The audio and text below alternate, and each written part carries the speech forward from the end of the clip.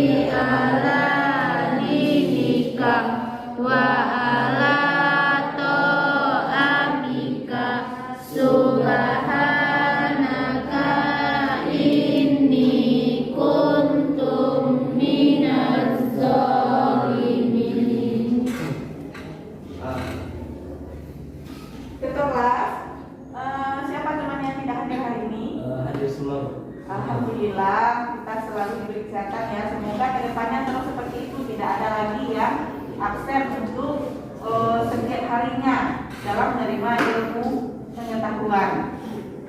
Sebelum kita mulai pembelajaran, ada baiknya silahkan dicek dulu kerapian dan kebersihan di lingkungannya, di lingkungan sekitar tempat duduknya. Jika masih ada sampah, tolong dibersihkan terlebih dahulu. Silakan. Nah, ya. Nah, kita sebelum masuk ke materi kita hari ini, yaitu mengenai teori masuk dan berkembangnya agama dan kebudayaan Islam di Indonesia. Siapa yang masih ingat materi kita minggu lalu? Ya silakan. Kerajaan Hindu-Buddha di Indonesia. Kerajaan Hindu-Buddha di Indonesia. Siapa yang masih ingat bagaimana keadaan sosial budaya, keadaan sosial ya masyarakat Tarumanegara? Ya silakan. Masyarakat Tarumanegara terbagi menjadi dua golongan, yaitu masyarakat yang berbudaya Hindu yang berkembang di lingkungan keraton. Yang kedua, masyarakat yang berbudaya asli atau masyarakat yang belum terpengaruh budaya lain. Ya bagus ya. Nah kemudian apa bukti dari masyarakat Tarumanegara ini memiliki mata pencaharian sebagai petani? Siapa yang bisa? Ya silakan. Bukti dari masyarakat Tarumanegara sebagai mata pencaharian sebagai petani, Raja Punawarman membuat saluran air Sungai Gomati panjang 6.122 busur 12 km selama 21 hari yang berfungsi sebagai keperluan pertanian dan pengenalan. Ya bagus ya. Nah berarti Bu anggap semuanya sudah paham mengenai materi kita minggu lalu, yaitu mengenai kerajaan Hindu-Buddha di Indonesia. Baik, kita lanjut saja materi kita hari ini, yaitu mengenai teori masuk dan berkembangnya agama dan kebudayaan Islam di Indonesia. Adapun tujuan pembelajaran kita hari ini yaitu melalui kegiatan pembelajaran dengan menggunakan pendekatan saintifik dan model problem based learning, peserta didik memiliki sikap responsif, proaktif, kemudian memiliki rasa ingin tahu, mawas diri, disiplin, jujur, percaya diri, pantang menyerah, dan mampu untuk mengikuti proses pembelajaran. Kemudian peserta didik diharapkan untuk memahami teori-teori masuknya agama dan kebudayaan Islam di Indonesia itu dengan benar. Kemudian mengidentifikasi bukti-bukti awal masuknya Islam di Indonesia dengan benar. Kemudian menganalisis proses Islamisasi di Indonesia dengan benar. Kemudian mengkaji alasan para ahli untuk membuat hipotesis tentang teori proses masuk dan berkembangnya Islam di Indonesia. Paham sampai di sana? Lanjut. Adapun penilaian yang akan Ibu ambil pada hari ini itu ada 3 ya. Nah, yang pertama itu sikap. Ibu lihat dari bagaimana Ananda jujur dalam pembelajaran nanti. Kemudian disiplin. Yang kedua itu penilaian pengetahuan. Nah, nilainya akan Ibu ambil nanti dari tanya jawab seperti yang tadi ya, tanya jawab kita mengenai materi. Kemudian keterampilan. Nah, itu akan Ibu lihat nanti dalam diskusi kelompok. Bagaimana keterampilan Anda dalam menjawab pertanyaan, memberi pertanyaan. Paham? Paham. Nah, Ibu di sini menyiapkan beberapa gambar. Silahkan amati gambar berikut. Nah, ada yang tahu ini apa? Masjid Tua, bagus. Masjid Tua di mana letaknya? Di Kalijau, di wilayah kita ya. Nah, lanjut. Ini apa kira-kira? Peta Indonesia. Ini penyebaran dari masuknya, proses penyebaran masuknya agama Islam. Nah, yang ini kelihatan? Gujarat ya. Nah, ini ada wilayah Gujarat dan ada peta tentang proses masuknya Islam yang datang dari Gujarat. Lanjut. Nah, ini siapa? Buya Hamka, bagus. Buya Hamka ya. Nah, ada kaitannya nanti dengan materi kita hari ini. Siapa Buya Hamka? Yang akan mempelopori teori Mekah nanti. Teori Mekah tentang kedatangan, teori-teori masuknya agama Islam ke Indonesia. Nah, ini Husain Jaya Diningrat, kalau belum tahu ya. Nah, kemudian Ibu ada video ya. Silahkan lihat tayangan video berikut ini.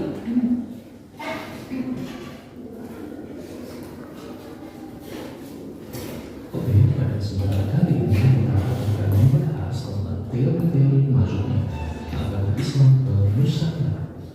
Ada 3 teori mengenai masuknya agama Islam ke Nusantara. Yang pertama, teori Gujarat. Menurut Stephen Brown, seorang tokoh dari Belanda menyatakan bahwa Islam masuk ke Nusantara ketika abad ke-13 dibawa oleh para pedagang Islam dari Gujarat ke daerah bagian India. Ada 2 bukti yang mendukung teori. Yang pertama, yaitu warisan Sultan Malik Saleh, Sultan Samudra Pasai yang bercoba Gujarat, dan yang kedua, tulisan Marco Polo, pedagang dari Venesia yang menyatakan pernah singgah di Bedlam pada tahun 1292. Dan yang kedua, teori Bukan. Menurut Buya Hamka, pengaruh Islam telah masuk ke Nusantara sekitar abad ke-7 yang dibawa langsung oleh para pedagang Arab. Bukti dari teori ini yang pertama adalah adanya pergabungan Islam di Paros, dan yang kedua terkait munculnya Islam adalah makam seorang wanita di Gresik bernama Fatimah binti Maimun serta temuan sejumlah makam Islam di Troloyo, Mojokerto. Diperkirakan pada masa jayanya banyak warga tertarik beragama Islam yang awalnya beragama Hindu, dan ketika Islam masuk maka semua mayoritas menjadi agama Islam. Dan yang teori ketiga, menurut Husain Jaya Diningrat, Islam di Nusantara dibawa masuk oleh para pedagang Persia. Hal ini didukung adanya upacara keagamaan bernama upacara Tatwa, yaitu upacara untuk memperingati meninggalnya cucu Nabi Muhammad bernama Husain bin Ali. Demikian informasi singkat yang bisa saya berikan. Ini bermanfaat buat kita semua. Aku kata salam. Nah, tadi di video tersebut terlihat kan apa dari teori bersedia apa yang terlihat di wilayah kita acaranya. Upacara tabu ya, tabu di mana? Di Pariaman tuh. Pariaman. Nah, jadi upacara tabu itu untuk memperingati apa tadi? Hari lahirnya Nabi Muhammad. Nah, itu termasuk ke dalam teori tersia bukti dari teori tersia. Nah, kita lihat di wilayah kita kan.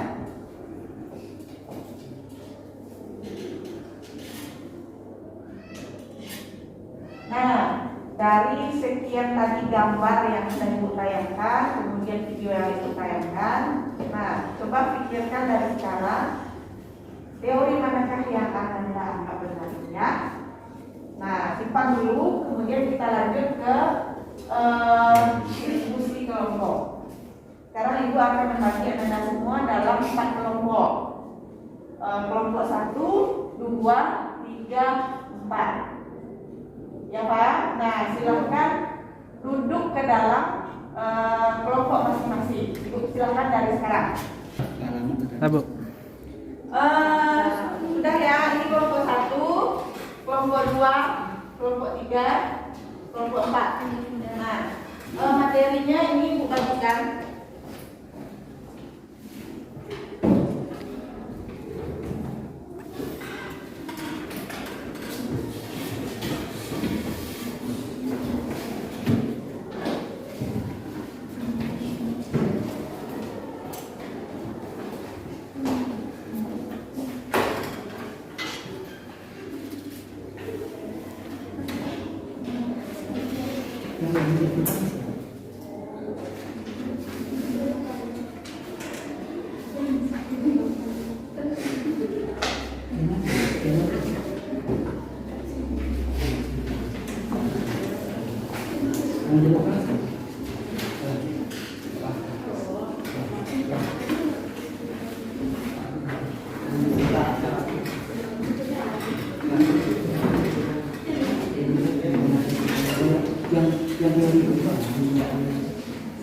Jadi itu di ya.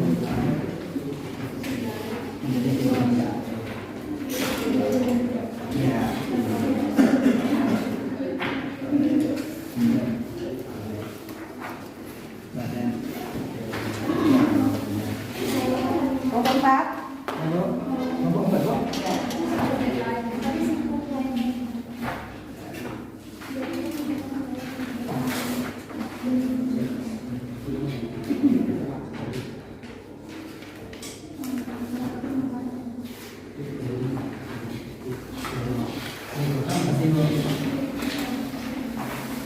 Silakan Anda kerjakan tugas masing-masing, sudah Ibu kasih langkah-langkahnya dalam KTP. Kelompok 1, kelompok 2, kelompok 3, kelompok 4. Silakan kerjakan dari sekarang.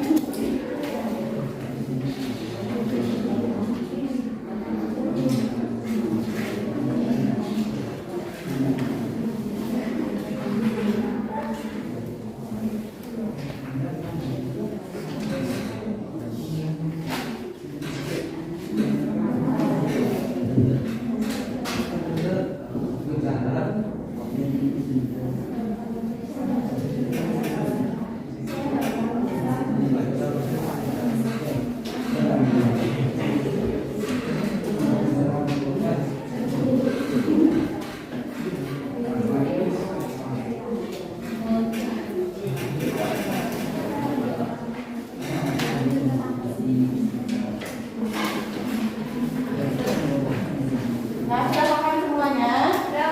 Lanjutkan ya, lanjutkan diskusinya terlebih dahulu. Kalau ada yang masih kurang paham, silakan tanyakan sama Ibu.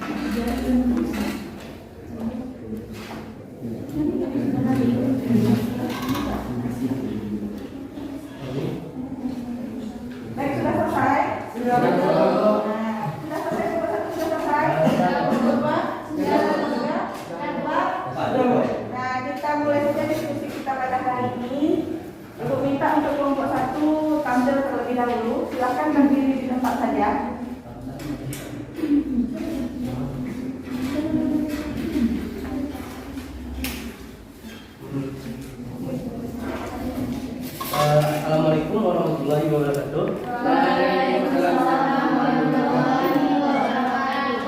Saya Muhammad Zani Tanjung, perwakilan dari kelompok 1 akan membacakan hasil diskusi kami. Menurut teori gejala, Agama Islam masuk ke Kepulauan Indonesia pada abad ke-13 Masehi dan pembawanya berasal dari Gujarat atau Cambai dari India. Dasar teori Gujarat ini adalah sebagai berikut. Yang pertama, kurangnya fakta yang membuktikan peran aktif orang-orang Arab dalam penyebaran Islam di Kepulauan Indonesia. Yang kedua, hubungan dagang antara Indonesia dan India telah lama terjalin, yaitu melalui jalur pelayaran Indonesia Cambai Timur atau Tengah Eropa. Yang ketiga, adanya batu nisan Sultan Samudra Pasai yaitu Malik Al-Saleh 1297 yang bercorak khas Gujarat. Pendukung teori Gujarat adalah Snow Horgoyen dan Bernard Auflecki. Para ahli yang mendukung teori Gujarat lebih memusatkan perhatiannya pada saat timbulnya kekuasaan politik, yaitu Islam, yaitu Kesultanan Samudra Pasai. Hal ini juga bersumber dari keterangan Marco Polo dari Venesia, Italia yang pernah singgah di Parlak pada tahun 1292. Ia menceritakan bahwa di Parlak telah banyak penduduk yang memeluk agama Islam. Hanya itu jawaban atau hasil diskusi kami dari kelompok 1. Ada pertanyaan dari kelompok lain? Nah, silakan kelompok lain memberi tanggapan atau pertanyaan. Nah, dari kelompok 3 silakan. Ini sekarang berdiri. Kelompok 4 saya benar dari kelompok 3 saya ingin bertanya. Itu apa bukti ilmuwan dari teori Gujarat dan menjadikan kelemahan dari teori Gujarat tersebut? Baik, saya Fandi Permana akan menjawab pertanyaan dari kelompok 3. Bukti penguat teori Gujarat yaitu 1. Ditemukan nisan Malik Al-Saleh berangkat tahun 1297 di mana reliefnya mirip dengan yang ada di Gujarat. 2. Kenyataan juga India dan Nusantara telah menjalin hubungan dagang yang lama. Sekian, terima kasih. Nah, bagaimana, Benny? Nah, silakan. Ada lagi tanggapan dari kelompok lain? Ada lagi tanggapan? Tidak? Nah, kita lanjut ke kelompok 2. Silakan kepada kelompok 2. Assalamualaikum warahmatullahi wabarakatuh. Waalaikumsalam warahmatullahi wabarakatuh. Baiklah, saya Kamelia Purnamasari, perwakilan dari kelompok 2 akan menyampaikan diskusi kami yaitu tentang teori Meka. Teori Meka merupakan teori baru yang muncul sebagai sanggahan terhadap teori Gujarat. Teori Meka berpendapat bahwa Islam masuk ke Indonesia pada abad ke-7 dan para pembawanya berasal dari Arab atau Mesir. Dasar teori ini adalah 1. Pada abad ke-7 Masehi, di pantai barat Sumatera telah ada perkampungan Islam Arab. Para pedagang Arab sejak abad ke-4 Masehi telah mendirikan perkampungan di Kanton. Keterangan ini sesuai dengan berita Cina. 2. Kerajaan Samudra Pasai menurut aliran mazhab Syafi'i yang berasal dari Mesir dan Mekah. Masyarakat Islam di Gujarat ketika itu menganut mazhab Hanafi. 3. Raja-raja Samudra Pasai menggunakan gelar Al-Malik dan gelar itu berasal dari Mesir. Pendukung teori Meka ini adalah Muka dan Leo dan T.W. Arnold. Para ahli yang mendukung teori ini menyatakan bahwa pada abad ke-13 telah berdiri kerajaan Islam. Jadi, masuknya Islam ke Indonesia telah terjadi sejak abad ke-7 Masehi dan yang berperan dalam bangsa Arab sendiri. Baiklah, inilah hasil diskusi dari kelompok kami. Jika ada dari teman-teman yang ingin bertanya, silakan. Silakan kelompok lain yang ingin bertanya, silakan. Tapi kelompok 1 ya. Perkenalkan, nama saya Tito Bangsa. Saya perwakilan dari kelompok 1. Ini bertanya, apakah kelemahan dari teori Meka? Nah, silakan kelompok 2.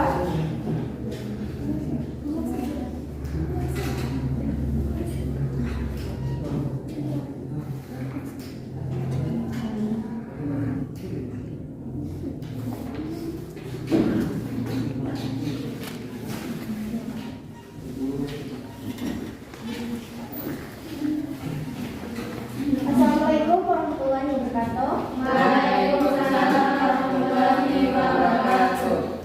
Saya Zahra Tularda, perwakilan dari kelompok 2 ingin menjawab pertanyaan dari kelompok 1. Kelemahan teori Mekah. Kelemahan teori ini adalah kurangnya fakta yang menjelaskan peranan bangsa Arab dalam penyebaran agama Islam di Indonesia. Nah, bagaimana kelompok 1? Nah, puas. Oke, ada lagi pertanyaan dari kelompok lain?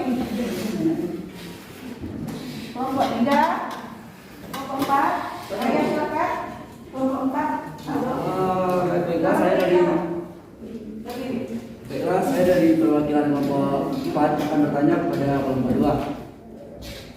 Coba dijelaskan kelemahan dari teori Mekah tentang persamaan mazhab Syafi'i yang ada di Mekah dan yang ada di Indonesia. Apakah mazhab Syafi'i itu ada di Indonesia atau tidak? Sekian, terima kasih. Baik, kita kembalikan ke kelompok 2. Dipersilakan.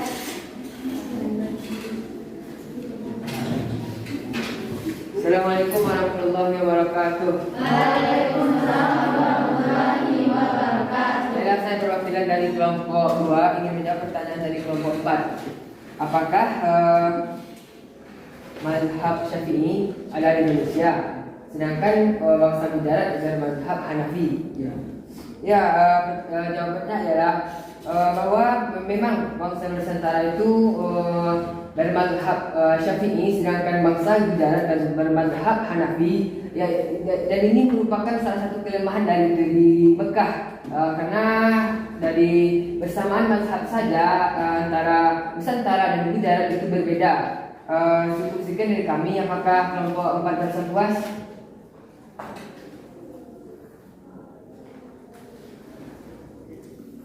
Puas, terima kasih. Dan assalamualaikum warahmatullahi wabarakatuh. Waalaikumsalam warahmatullahi wabarakatuh. Ada lagi dari kelompok 3 ada apa? Tidak? Nah, baik, kita lanjut aja ke kelompok 3. Silakan. Assalamualaikum warahmatullahi wabarakatuh. Waalaikumsalam warahmatullahi wabarakatuh. Baiklah, saya perwakilan dari kelompok 3 akan menyampaikan hasil diskusi kami, yaitu tentang teori Persia. Teori Persia berpendapat bahwa Islam masuk ke kehidupan Indonesia pada abad ke-13 Masehi, dan pembawanya berasal dari Persia atau Iran. Dasar teori Persia ini adalah kesamaan antara tradisi Islam Persia dengan tradisi Islam Indonesia, yaitu 1. Adanya peringatan 10 Muharram atau Asyura atas meninggalnya Hasan dan Husain, cucu Nabi Muhammad SAW, yang sangat dijunjung oleh orang Syiah atau Islam Iran. 2. Kesamaan ajaran Sufi yang dianut Syekh Siti Jenar dengan Sufi dari Iran, yaitu Al-Halat. 3. Penggunaan istilah bahasa Iran dalam sistem mengeja huruf Arab bentuk tanda-tanda bunyi harokat. 4. Maka Mualla Malik Ibrahim pada 1419 di Gresik. 5. Adanya perkampungan lereng di kiri daerah Gresik. Tokoh pendukung teori ini adalah Umar Amir Husain dan P.A. Husain Jayadiningrat. Kalau ada pertanyaan dari kelompok lain, silakan.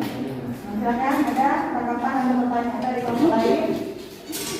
1, 2, 4. Silakan kelompok 2.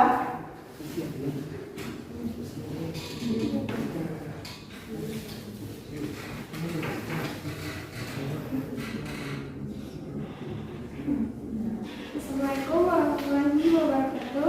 Waalaikumsalam warahmatullahi wabarakatuh. Perkenalkan, nama saya Mutiara Murtujana, perwakilan dari kelompok 2 yang bertanya pada kelompok 3. Jelaskan bukti penguat teori Persia dan kelemahan teori tersebut. Sekian, Assalamualaikum warahmatullahi wabarakatuh.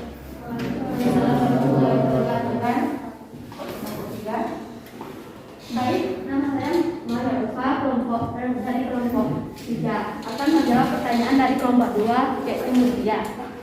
Bukti penguat teori Persia. 1. Adanya peringatan 10 Muharram atau Asyura sebagai bentuk memperingati kematian Husain bin Ali. Di beberapa daerah di Nusantara hal ini sama dengan di Persia yang merayakan 10 Muharram itu. 2. Adanya kesamaan ajaran yang diajarkan Syekh Siti Jenar dengan ajaran Sufi Iran al-Halal.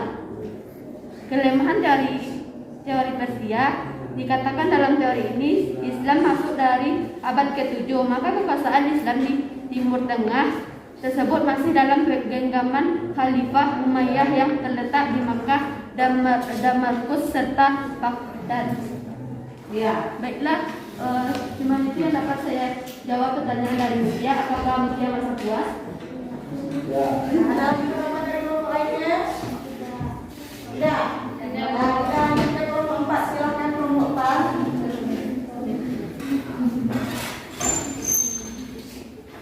Assalamualaikum warahmatullahi wabarakatuh. Waalaikumsalam warahmatullahi wabarakatuh. Perkenalkan, nama saya Kamila. Saya akan membacakan hasil diskusi kami. Teori Cina. Teori Cina mengatakan bahwa proses kedatangan Islam ke Indonesia, khususnya di Jawa, berasal dari para perantauan Cina. Bukti lainnya adalah masjid-masjid tua yang bernilai arsitektur Tiongkok yang didirikan oleh komunitas Cina di berbagai tempat, terutama di Pulau Jawa. Bukti-bukti lainnya adalah masjid-masjid yang bernilai arsitektur Tiongkok yang didirikan oleh komunitas Cina di berbagai tempat, terutama di Pulau Jawa. Pelabuhan penting sepanjang Cina di berbagai tempat, terutama di Pulau Jawa. Pelabuhan penting sepanjang pada abad ke-15 seperti Gresik, misalnya menurut catatan-catatan Cina, diduduki pertama-tama oleh para pelaut dan pedagang Cina. Semua teori di atas masing-masing memiliki kelemahan dan kelebihan tersendiri. Tidak ada kemutlakan dan kepastian yang jelas dalam masing-masing teori tersebut. Meminjam istilah Asyumardi Azra, sesungguhnya kedatangan Islam ke Indonesia datang dalam kompleksitas, artinya tidak berasal dari satu tempat, peran kelompok tunggal, dan tidak dalam waktu yang bersamaan. Sekian hasil diskusi kami. Jika ada kelompok lain bertanya, dipersilakan. Silakan kelompok 1, 2, 3 ada tanggapan pertanyaan.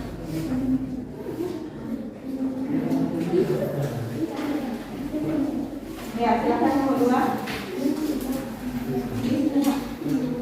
Baiklah, saya dari kelompok 2 akan memberikan pertanyaan untuk kelompok 4.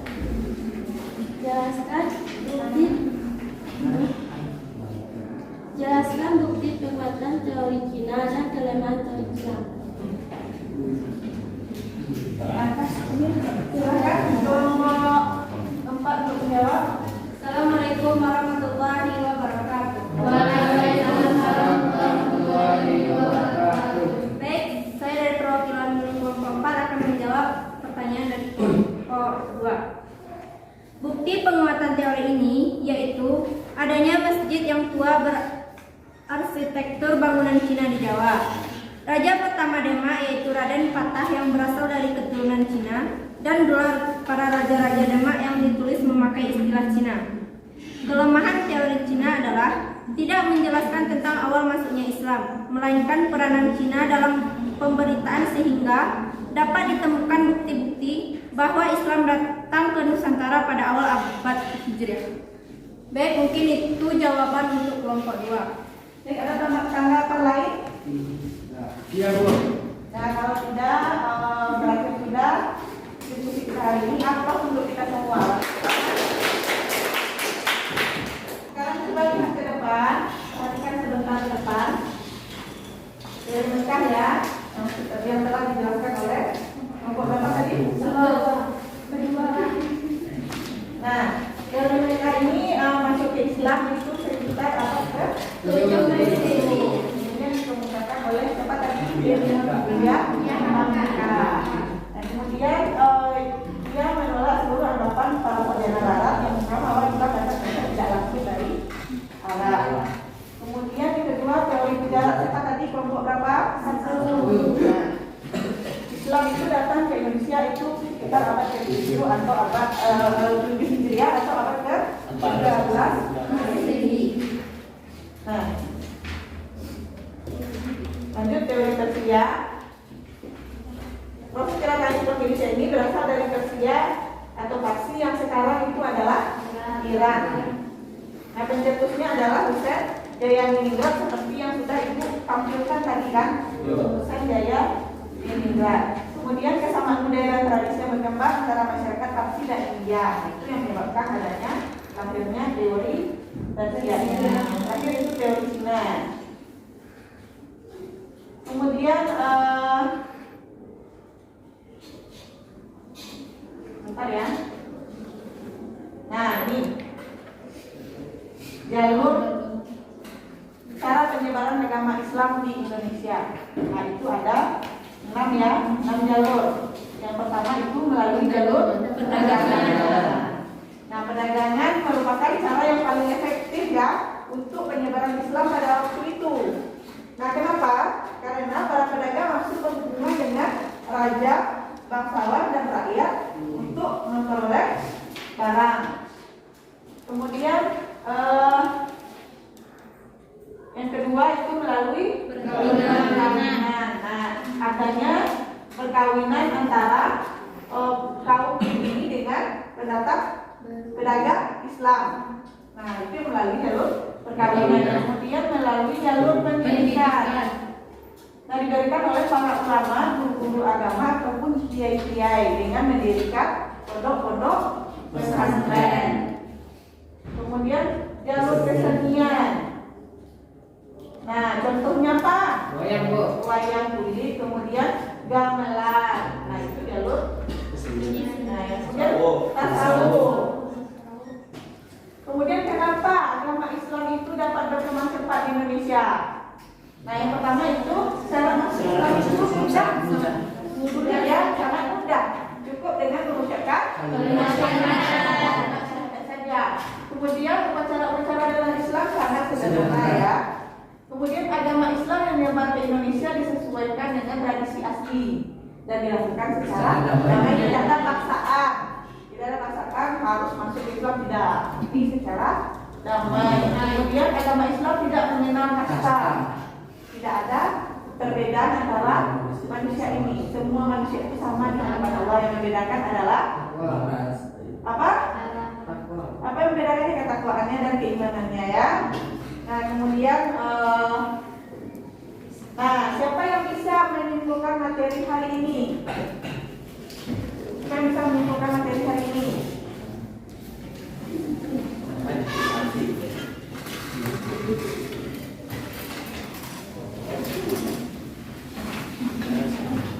Siapa yang bisa menentukan materi hari ini?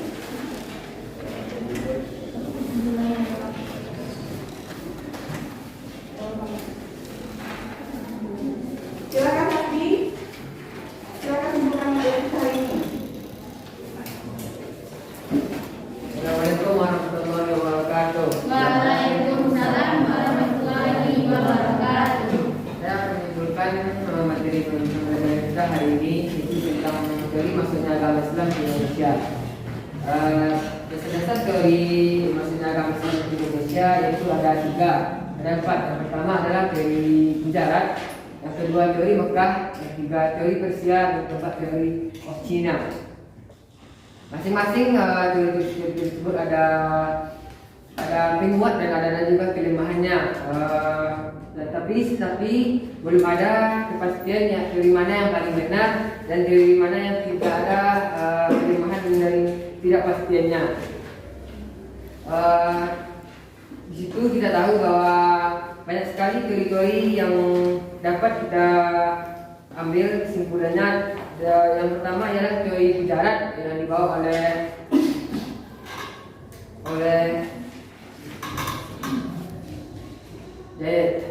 Jayaningrat. Yang kedua adalah teori Mekah dikemukakan oleh Buya Mekah. Yang ketiga teori Persia. Yang keempat adalah teori Cina. Cukup sekian dari saya, Bu. Assalamualaikum warahmatullahi wabarakatuh. Waalaikumsalam warahmatullahi wabarakatuh. Nah,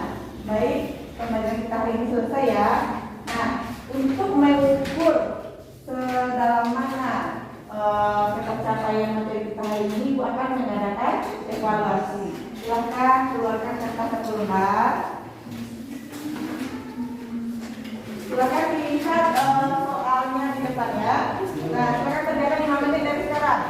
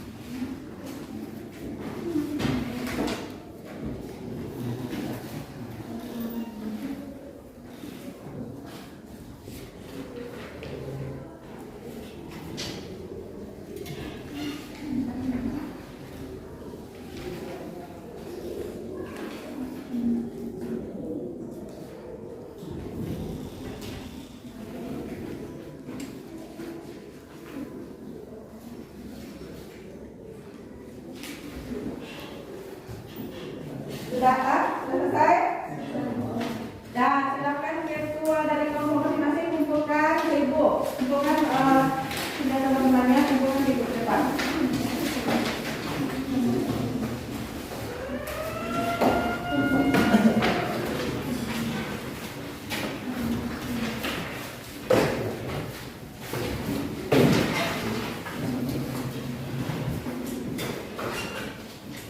Ya? Ya semuanya? Yuk.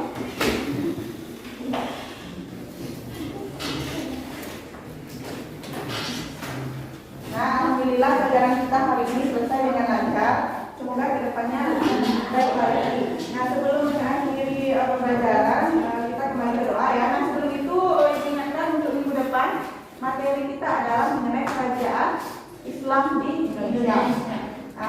Baik, untuk mengakhiri pelajaran hari ini silahkan kedua kelas pimpin temannya untuk berdoa. Siap. Alhamdulillah.